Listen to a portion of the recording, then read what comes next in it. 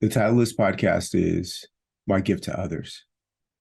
This is something that I really minimized before, the importance of being aware and being intentional about how I show up when I'm around other people. In the past, the way that I showed up was, and some of it was unconscious, but I was judging. I had a certain idea of the way that they should look or dress or speak. I needed them to say things the right way, which often meant agreeing with me and my thoughts and beliefs. I also required them to meet my expectations, some of which were not communicated or communicated effectively. And there was certainly no buy-in that they gave me that they were going to meet my expectations. But that didn't stop me from making it a problem to be around me. And then there was also this thing about satisfying my needs. And most of my needs were, they were always changing what I needed in the moment, whether I needed to be with someone, with a friend or someone who was a significant other, or whether it was I needed space, I needed to be alone. It was always changing. So I was unpredictable. And people had to kind of navigate that to have any chance at a good time around me. This kind of behavior is based on me not being okay inside and needing everyone else to get their act together according to what I thought that might be. And that's a hard way to live, and it's hard for other people. As a child growing up, I was always not sure of who what mood my stepfather would be in when he would get home. Oftentimes he was upset about what happened during the course of the day. Sometimes he indulged in too much alcohol. And so that affected his mood and how he behaved and treated us. And so I lived in this constant state of fear and uncertainty about what to expect from him. And I think people probably, move through experiences with me the same way. They didn't know how I was going to show up. In the workplace, depending on what the night before was like for you, or the morning of, or your drive into work, you may have a similar effect on people too. If something kind of hits you the wrong way, whether it's you're short staffed or you are met with another challenge, how do you show up and affect other people?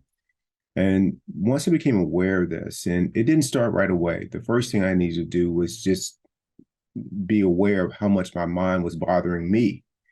And so once I started to work on that and get some leverage on that and start to cultivate more inner peace, I was able to look beyond how my mind and my psyche, based on past experiences and unmet expectations, were affecting my experience of life. I started to look at how I was affecting others.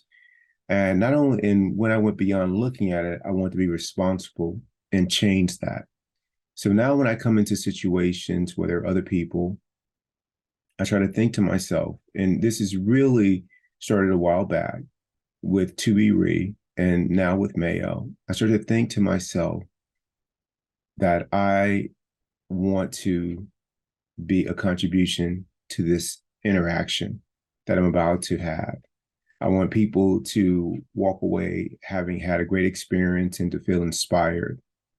And part of that has been most recently to take it to the next level, which includes getting myself together before I walk into a situation with other people.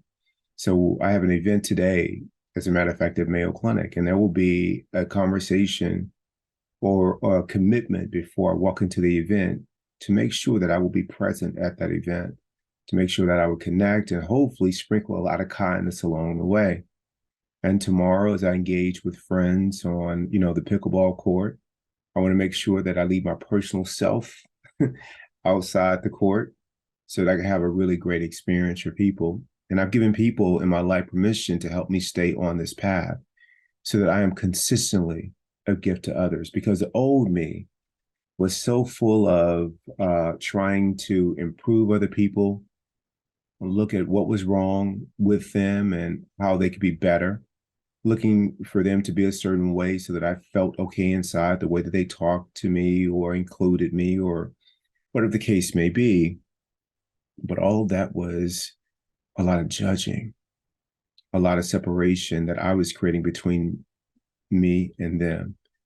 And that's not what I want. What I want is meaningful for connection. I want it to be a win-win in our relationship. So I started to be responsible for my part. I have no control of what others will do, but I do know that if I do my part, at least I'll experience inner peace on my end and create the opportunity for them to partner with me to experience something similar so that we have this beautiful, meaningful shared experience. So I ask you, are you a gift to others?